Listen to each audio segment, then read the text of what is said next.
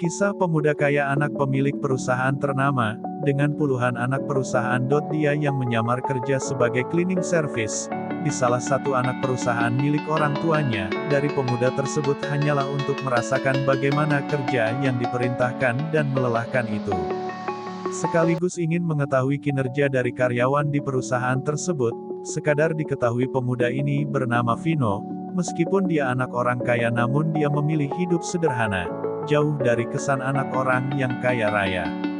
Setelah lulus sekolah menengah tidak langsung melanjutkan pendidikan ke yang lebih tinggi.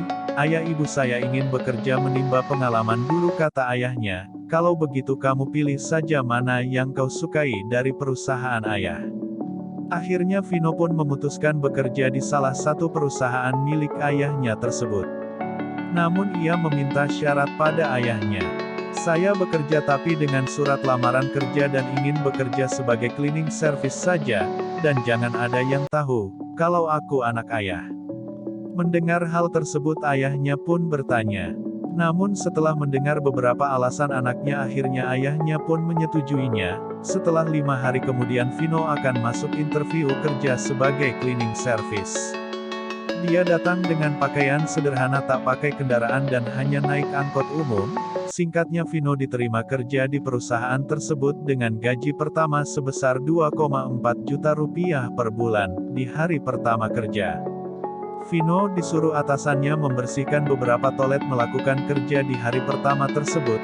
Dengan senang hati sampai beberapa hari ke depannya lambat laun Vino pun mulai mengenal teman-temannya, dan orang-orang yang ada di sekitarnya.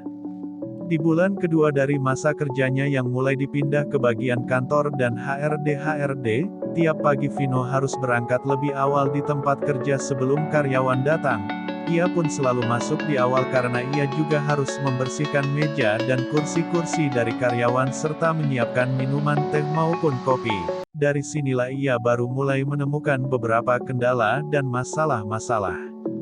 Karena tiap hari harus pindah kantor atas perintah HRD-nya, ia harus menemui berbagai macam karakter dari karyawan kantor karena kerap kali kena komplain masalah minuman teh dan kopi yang tak sesuai selera dari masing-masing karyawan.